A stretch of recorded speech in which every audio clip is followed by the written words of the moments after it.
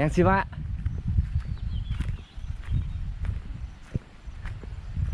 โอ้เขาเจ้ากำลังเฮ็ดยังอยู่หัวพี่เนาะไปเบิ้งเขาเจ้าไปอู้ไปล้มเขาเจ้าเบิ้งโอ้ให้ปลูกพักมาเลาะลิ้นไปแอวลิ้นโอ้เขาเจ้ากำลังเฮ็ดสวนพักพี่น้องเฮ็ดสวนพักหอมมาเลาะลิ้นถ่ายรูปให้พี่ให้น้องเบิ้งโอ้กำลังเฮ็ดสวนพักพี่น้องเจ้ากำลังอยู่ทรงผมเมียนี่มาถามเขาเจ้าตามถามเขาเจ้าเบิ่งว่าหมูในใต้มันเป็นพยาธิระบาดพี่น้องพยาธิระบาดหมูเนาะโอ้อยู่นี่สบายเนาะทางให้แล้วเหรอติจุดแล้วจุดแล้วมันบ่โอ้เฮ็ดจักเป้าปีนี่ว้ามีเป้าสองเป้าโอ้หน้าก็มีเฮ็ดหน้าเอาหน้าก็มีให้ก็มีเฮ็ดปอเฮ็ดฮีทหน่อยเดียว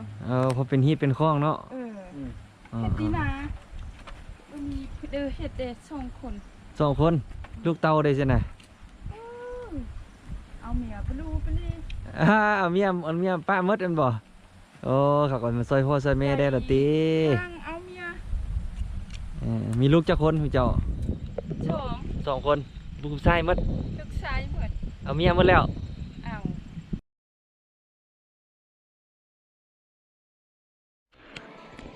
สบายดีพี่น้องมื้อนี้มาพบกับซองวิถีชีวิตพี่น้องมื้อนี้บ่าวสุภาพสิพามาเปลี่ยนบรรยากาศพี่น้องส้มทงไฮทงนาเป็นนาคันได้เนาะของสาวดอยเฮาพี่น้องเอ้ยมื้อนี้บ่าวสุภาพสิพามาเยี่ยมส้มนาคันได้พี่น้องสิพาไปโอลมเขาเจ้าเห็นเขาเจ้าอยู่หน้าเพิ่นพี่น้องโอ้เบิ่งแล้วขี่รถไกลมากเลยเห็นสะอ้อนงามตาให้พี่น้องเบิ่งบ่าวสุภาพสิพาไปโอลมเขาเจ้าพี่น้องเอ้ยเห็นเขาเจ้าอยู่ใกล้ๆเพิ่นพี่น้องมาเบิ่งบรรยากาศทงไฮทงนาพี่น้องเอ้ยสิพาไปอูไปล่มเขาเจ้าว่าตามขี่รถไกลไปไกลมากนี่โอ้เห็นเขาเจ้าอยู่แต่ให้แต่หน้าคือบ่เห็นไปบ้านพี่น้องสิไปโอล่มเขาเจ้าเบิ่งว่าเขาเจ้าอยู่น่าใดกินน่าใดพี่น้องเอ้ยอันนี้ก็คือสภาพบนห้างสิเป็นนั่นนี่นะพี่น้อง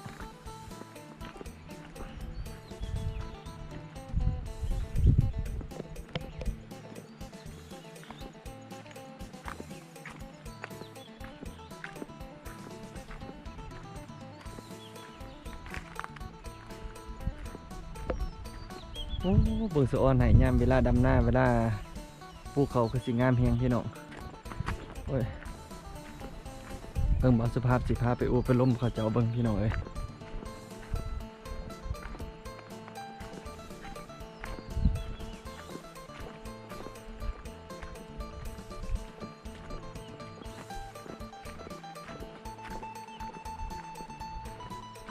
ยามนี้ถือว่าเป็นยามแรงถือว่าเขาเจ้าทางให้หลังจากทางให้แล้วเขาเจ้าก็ถือว่าจุดแล้วระยะนี้ถือว่าฝนตกลงไหมเขาเจ้าก็สิเริ่มกะเกี่ยมเขาปลูกไปซักเอาให้พี่น้องงามนี่นะ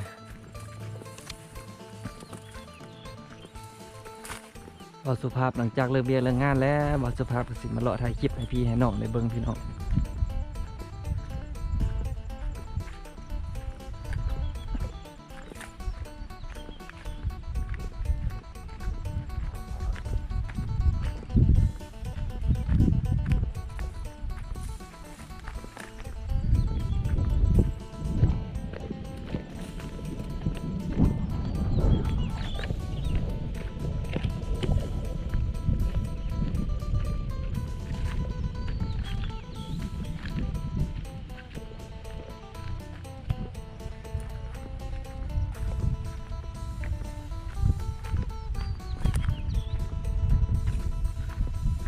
โอ้อากาศดีแฮงพี่น้องลมพัดบ่อย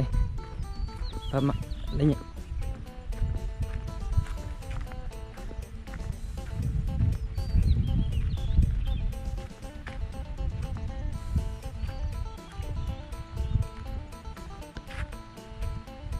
สบายดีเฮ็ดหยังอยู่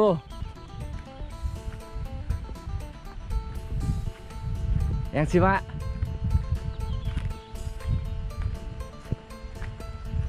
โอ้เขาเจ้ากำลังเฮ็ดยังอยู่หัวพี่น้องไปเบิ้งเขาเจ้าไปอู้ไปล้มเขาเจ้าเบิ้ง โอ้เฮ็ดปลูกผักมาเลาะลิ้นมาแอวลิ้นโอ้เขาเจ้ากำลังเฮ็ดสวนผักพี่น้องเฮ็ดสวนผักหอมมาเลาะลิ้นถ่ายรูปให้พี่ให้น้องเบิ่งโอ้กำลังเฮ็ดสวนผักพี่น้องเจ้ากำลังอยู่ตรงผมเนี่ยนี่ปลูกละตี้ผักนี่น่ะ วานสองคน ร้านพร้อมแล้วโอ้กำลังเฮ็ดประตูพี่น้องเอ้ยโอ้สบายเนาะอยู่หน้าพี่น้องวนมีห้องนอกห้องน้ำบ่ได้เลี้ยงหมูวะ ตายหมดเลยพี่เดียน ตายหมดโอ้ยังบ่ตายจ้ะน่ะ เดือนสูง โอ้เป็นพญาติเนาะ เนี่ย มาถามเขาเจ้าตามถามเขาเจ้าเบิ่งว่าหมูนี่ตายหมดเป็นพญาติระบาดพี่น้อง เจ้า พญาติระบาดหมูเนาะโอ้อยู่นี่สบายเนาะทางให้แล้วเหรอติ มันจุดแล้วแหละ จุดแล้วอันบ่ เจ้า อ๋อเฮ็ดจักเป้าปีนี่ ว้ามีลูกเป้าสองเป้า โอ้หน้าก็มี เฮ็ดจะนาเอา หน้าก็มีให้ก็มี เห็ดโปเห็ดฮีทหน่อยเดียว พอเป็นฮีตเป็นคล้องเนาะ เออ อ๋อ เห็ดดีนะวันนี้เห็ดเด็ดสองคน สองคนลูกเต้าได้ใช่ไหม เอาเมียไปลูไปเลย เอาเมียป้าหมดอันบ่โอ้เขาก่อนมาซอยพ่อซอยแม่ได้ละติ ทางเอาเมีย มีลูกจักคนพี่เจ้า สอง สองคนลูกชายหมด ลูกชายเหมือน เอาเมียหมดแล้ว เอา เอาเมียไทยใส่ อยู่บ้านนี่นึง อยู่บ้านเฮานี่ผู้หนึง อยู่สะเขตนึง อยู่สะเขตผู้หนึง อยู่สะเขต โอ้ยบ้านสะเขตผู้หนึงบ้าสบายแฮะพี่น้องไกลบ่ใต้ที่ไกลน่ะ ไก่ไปเลย อันนี้เป็นสภาพเถียงให้เถียงหน้าเพิ่นพี่น้องนี่อยู่แบบนี้สบายพี่น้องเลยอันนี้เป็นสภาพเถียงให้เถียงหน้าเพิ่นโอ้มาล้มเพิ่นเนี่ยพี่น้องเลยเดี๋ยวนี้เขาเจ้ากำลังวานพักไว้กินและดูยามพี่ในเฮ็ดนาพี่น้องยามนี้หรือว่าฝนตกเนาะฝนตกมาแล้วก็เฮ็ดให้ดินดำน้ำซุ่มมาแล้วก็จะได้เริ่มลงพลปลูกแล้ว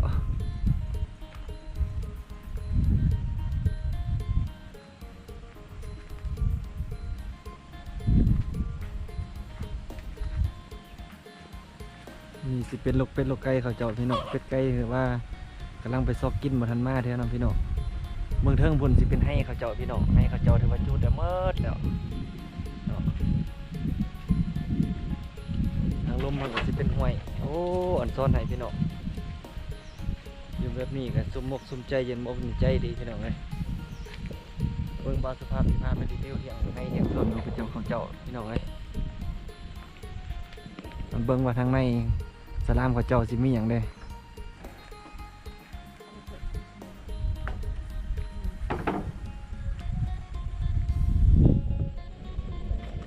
ขอขึ้นไปได้เด้อขอขึ้นมารีวิวเที่ยงหน้าให้พี่ให้น้องเบิ่งโอ้นี่พี่น้องปั่นเฮือนหลังนึงเลยอยู่นี่เนาะเริ่มได้เปลี่ยนสบายครับขอขึ้นไปได้เด้อขึ้นไปรีวิวเบิ่งโอ้ก็สิคือเที่ยงทุกๆเที่ยงพี่น้องนี่สิมีเห็นครัวแยกออกมาต่างหากพี่น้องเอ้ยเห็นครัวแยกออกมาต่างหากอันนี้สิเป็นบ่อนดังไฟเขาเจ้าสิเป็นบ่อนดังไฟเขาเจ้าโอ้มีฮอตเครียดพี่น้องพุ่นน่ะนี่อันนี้เครียดไปไตเมื่อคืนนี่ที่เครียดน่ะ